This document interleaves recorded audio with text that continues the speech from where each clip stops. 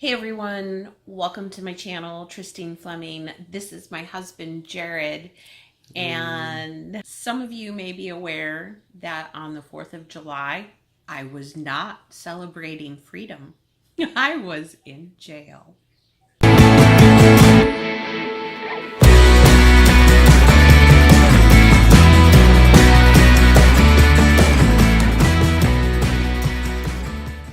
The cops are coming. The cops are coming. He's like, the cops are coming. Yeah, I left.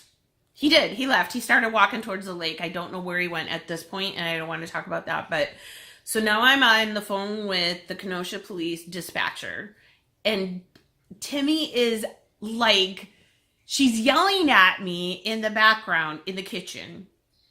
She's saying crap. I don't know what she's saying because I'm trying to listen to the dispatcher. I'm trying to tell the dispatcher all my stuff. I'm like, please come here quick.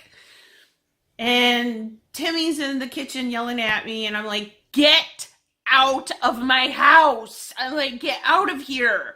And she's like, no, I'm getting my food. I'm like, oh my God. I'm like, get out of my house.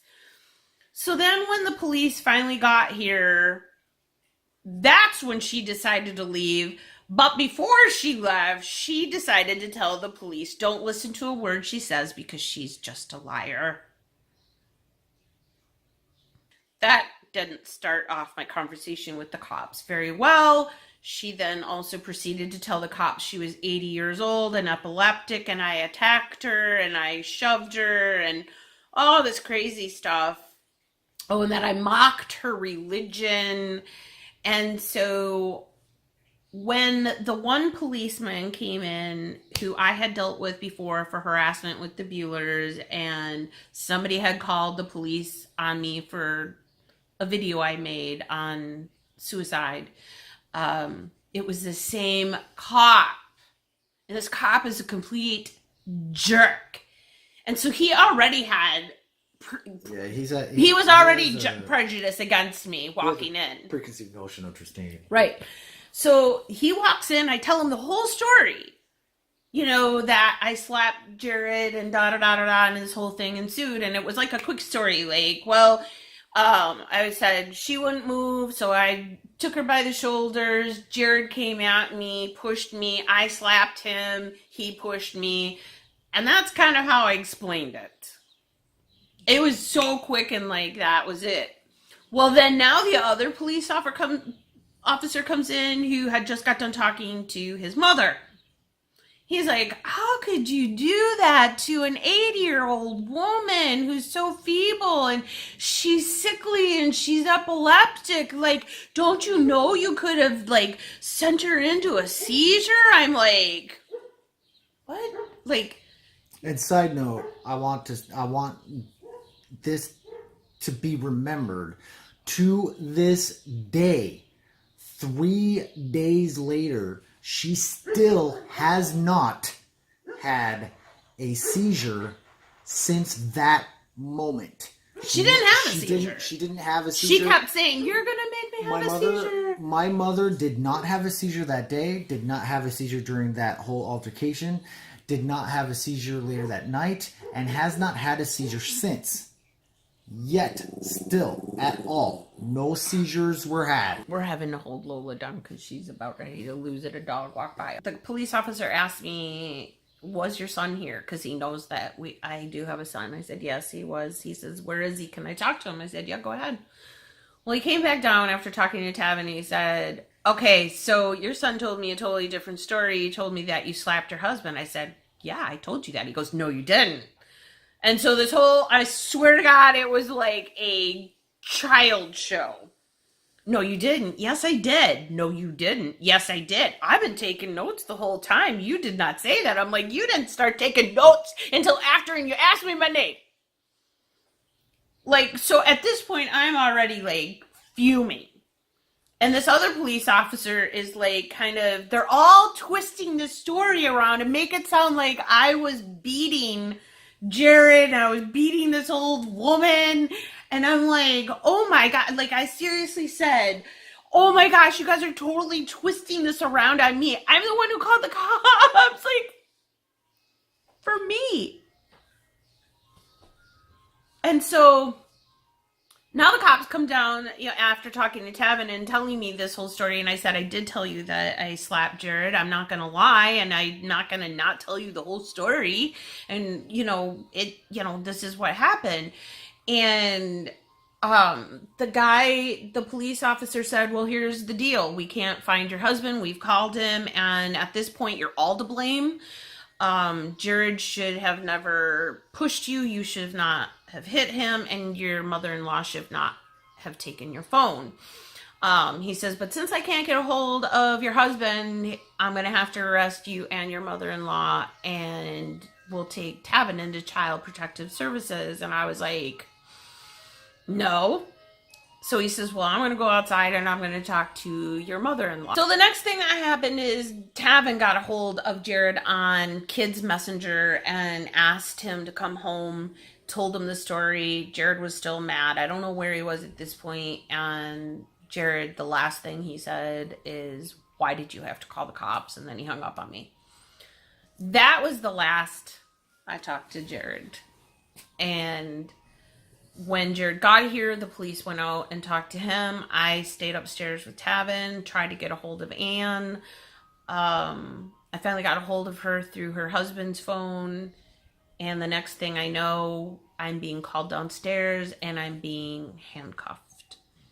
And I was under arrest for battery because they said they saw marks on Jared, which is this mark here, which is from me fighting him from when he was pushing me. It's not from the slap. There were no marks from the slap whatsoever. No. This was actually in self-defense. This was like, I don't even think it was self-defense. I think it was just my hands were like, the way that Jared had his arm around me or had wrapped my hand around, like my arm was completely around my neck. Like, I was almost being, like I can't even explain it, because things go by so fast. To say it accurately would be stupid, because it's not. It's impossible. The police officer was a complete jerk to me. I think I'm just going to leave it for the story of what happened to me afterwards, because that's my story. And the ice cream man's coming.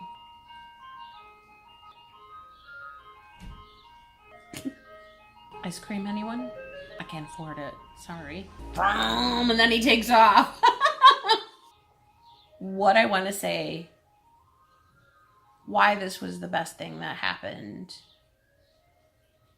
maybe I'll let Jared explain, because I don't know what happened after.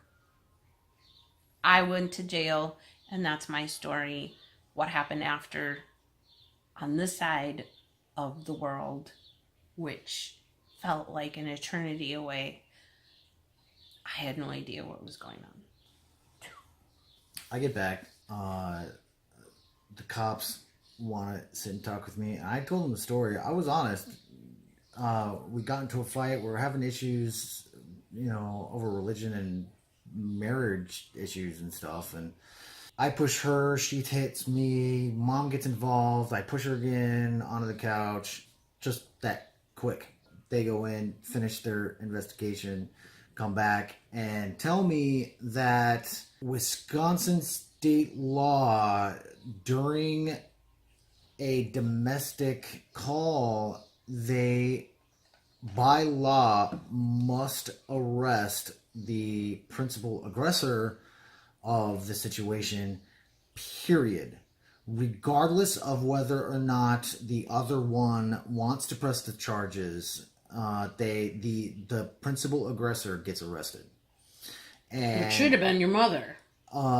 They had determined that it was Tristine, and so they were going to arrest Tristine. And I broke down in tears, fell to the ground when that happened. I said, I didn't want that. I don't want her arrested. And they said, sorry, our hands are tied. She's going to be arrested. My hands were tied. And so they arrested her. And Tristine comes out.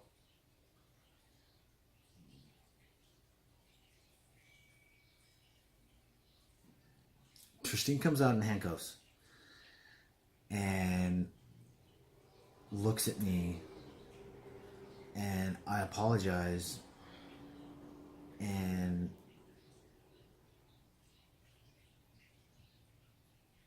she gets put into the car, and gets driven off. The last cop comes up to me with this piece of paper, and this is crap. Automatically, because of the situation, Tristine gets a 72-hour restraining order against her. Against you. Against, right. Yeah, against me for him. me. Like, I can't. And he proceeds to say, now you can waive the restraining order, but you need to sign this piece of paper in order to waive it. He had to actually sign a restraining order against me to waive it. Yeah. By law, the only way that you can waive the restraining order is to actually sign the restraining order saying you want it. So, in order to say I don't want a restraining order, you have to say I want a restraining order. I was pissed at the cop. I said, what? Are you kidding me? I don't even want her arrested, let alone a restraining order. This is stupid. He goes, well, that's law. And I looked at him and I said, okay, so wait, you're telling me that in order for me to not get the restraining order, which I don't want in the first place, I actually have to file a restraining order against her? And he goes, yeah. And I said, okay, just for my own well-being, before I put my name on this piece of paper, I need you to tell me that you know how stupid that is. And he goes, well, I don't write the laws, I just enforce them. So damn stupid. Because I knew what was going to happen after that. I knew that what actually ended up happening, because it was already happening. It was already happening as I pulled off. I was I begged them to loosen the cuffs on her so that her so they didn't affect her nerves because of her neuropathy. They refused to do it. They refused to be gentle with her. I went up to the cop and I said, look, she's not lying. She actually has this disease and you could actually kill her hand. You can't do that. Did. I've lost all feelings at the top of my hand. They wouldn't listen to me. And we try to have respect for the police officers for what they do. We really do. And even after this altercation, fine, they do a good job. But you know what? The law does not work anymore. Mm-mm. There is no justice. There is no law at all. And I think that some of these police officers are really on a power trip, because this guy that has come here 3 times now, he's always on a power trip. He's always treated me like crap. Like, even when Andy Bueller came and drove by, he gave me an attitude about it. Yeah. Like he was a complete jerk. It was her fault. Like it was my fault. Yeah. And then when somebody called because they saw my video about the suicide thing, he was giving me a hard time about, you're a mother. How can you do that to your kid? Yeah. Like, he was such a jerk. And when he came in here this last time, he says, I've dealt with you before. I said, yeah, I've dealt with you before too. So I already know where this is going. So I'm being pulled off. I am screaming out the window, I need air. These handcuffs are too tight. I'm having a panic attack, which I was. And the only one who can get me out of them, he heard me screaming that the handcuffs were too tight.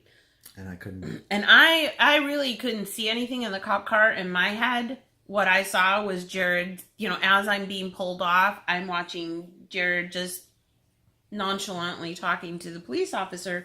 So I'm just thinking, oh my God, my husband just got me arrested. I knew that's what she was thinking, and I was trying, and what I was actually saying to the cop was trying to get him to stop. Just finding out that it doesn't matter. It doesn't matter. The law is a self-existing crap hole that That's a good way of just putting it. ruins society now. And at this point. families. Like, Yeah. I remember So stupid. I remember at one point when the police were in here, they were like, you know, you're all to blame, so how do you want to proceed? And I said, nothing, I guess. Just drop it, because if we're all to blame and you're going to turn this around on me, then, you know, Right. then nothing. Because they asked me what I wanted so- to do. They say that to her, she says nothing. They ask me, I say nothing. And yet, Something. yeah. So And quite frankly, the law's stupid. his mom should have been in jail. Or me. But the thing is I'm glad that it was me, because I know Jared would not have been able to handle it knowing what I know, and I'll tell that in my next video. And his mom would not have been able to handle it, but I would have been all right with that. She's in jail. She shouldn't be. I know what's happening. It was absolutely devastating to me, because I knew absolutely that she was having anxiety attacks, that her neuropathy was acting up, making her anxiety attacks worse. And I knew Spiraling. that I am the only one that can get her out of it, and I could not be there. I ended up asking Anne to go in and see her and make sure she's okay. Anne goes over there. She's told that we can't see her until the next day. Because it was a holiday. Ugh. I'll just jump over the part where I got released, because then I'll talk about my experience in jail, because I feel like that's a real separate issue, and one that I feel really needs to be told. I was actually released on July 5th, on Thursday, because the DA felt there was not enough evidence to prosecute me, because I was supposed to go to court at 1 o'clock that day. And I went through a whole rigmarole that morning to prepare myself for court with the public defender, with the counselor, and all this other stuff. And when I got back to the cell, I was there for like maybe 5 minutes, and the guard came in and said, pack your stuff. And I didn't know what was going on at that point. I had nothing to drink. So I didn't know what pack up your things meant. I'm being released. I'm filling out all my paperwork. I had a really nice police officer who took me down to sign all my paperwork to get out.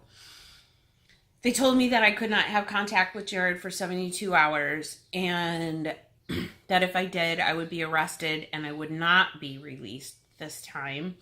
It was basically like just like a form letter that you get that says, you know, all your rules, you know, of what you can and cannot do for the next 72 hours. That was the other thing they did in jail. Burp and fart. Just, oh, so gross. So I had no way home. The cops did not let me bring my phone. They didn't let me bring my purse. I had nothing. When I walked out of there, I was in my pajamas and flip-flops. This is the first day on the 4th of July in months that I didn't wear makeup and wasn't dressed to go out the door. I had to walk home, all the way home in my flip-flops and my pajamas. At this point, my hands completely numb and swollen. I couldn't even bend. Like, you can see, my hand's really bad. They really did a lot of damage to my hand. It'll never be the same. I had to walk home in flip-flops. Okay, anybody with neuropathy out there walking in flip-flops for like what? How many miles is that? That's like 2 miles, right? Probably 2 or 3 miles. About halfway home, I remembered they had slipped me another form in all my paperwork. And I was like, what's this yellow one? So dumb. It was the restraining order that Jared had signed. At first, I just saw his name, and I thought that maybe the police officer wrote it, because it said, I, Jared Fleming, you know, something or another, restrain Tristine D. Fleming from having contact with me, blah, blah, blah, blah, blah. And then I saw his signature on the bottom. I was conflicted with about 1 million emotions. That's so stupid. That's exactly what I did not want to have happen. I didn't want the restraining order. I thought it was so stupid. So she ended up having it, but I didn't want her to have the restraining order to begin with. And they didn't tell her any of it. They didn't say, "Oh, well, your husband doesn't want this." They didn't say anything. So because she at was this under the point- impression I wanted absolutely nothing to do with her. Of course, me saying the marriage is over, I want nothing to do with you. Probably, That's the last no. I heard from